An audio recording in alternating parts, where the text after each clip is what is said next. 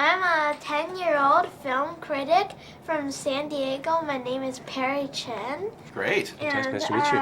I rate the movies with starfish instead of stars because I'm a kid, so I don't use boring stars. How many starfish do we get? 4.5 Not Out of bad. how many?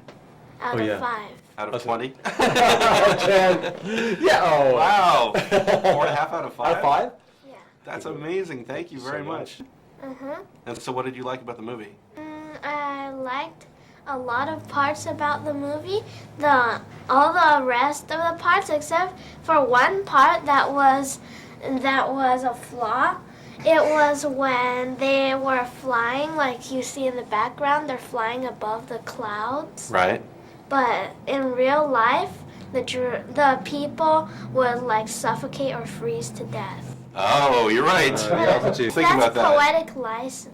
Now, is that where we lost the half star? Uh-huh. That was it. That was the only part. So more seat belts and some oxygen and clothing. So what attracted you to this story, and what changes did you make for adapting the book to the movie? The biggest change we made was not so much a change, but a choice we had to make. Inside the book, there are elements of Vikings and dragons living in harmony, but there are also elements of Vikings and dragons who are fighting. So we had to make a choice which one of those we would put in the movie. Because a movie, you can't put everything in from a book. You just have to make a few choices. So we decided that we wanted to go the route where Vikings and dragons were enemies, and they'd been fighting for 300 years.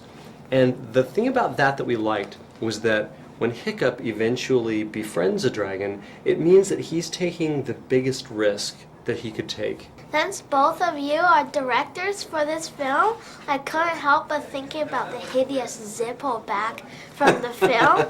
So, do you argue, or are you all the same thoughts? Like, do you have any different thoughts? Or also, how did you come up with the designs of the different dragons? Okay, well, that's two parts. I mean, when Chris and I work together, we've been working together since we met on Mulan. That was our first film together. And then we did Lilo and Stitch together. And I think sometimes when you work in a big studio, artists kind of find each other, and they find that they have similar tastes. And so Chris and I like the same kind of movies, and we like to work on the same kinds of stories, so it's just very natural that we work together. And that way we can kind of critique each other's Were there any parts work. you disagreed?